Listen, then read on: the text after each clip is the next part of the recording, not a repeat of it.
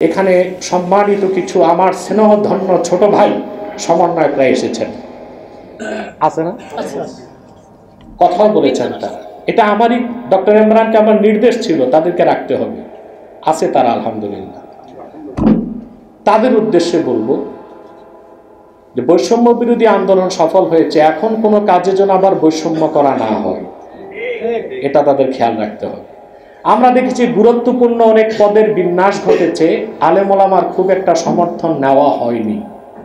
আমি আশা করি সামনে যে কোনো গুরুত্বপূর্ণ নীতি নির্ধারণী কাজে ওলামায়ে কেরামের সমর্থনটা নিতে হবে এবং দেশের আপামর জনতার মধ্যে যারা ইসলামকে ভালোবাসে জীবন থেকে বেশি, তাদের অনুভূতিটার দিকে লক্ষ্য রাখতে হবে।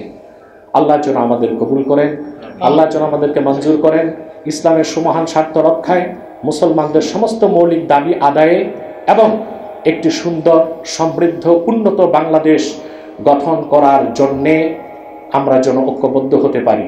ওলামায়ে মাশায়েখ, ওলামায়ে কেরাম, পীর মাশায়েখদের তত্ত্বাবধানে, এটাই আমার কামনা।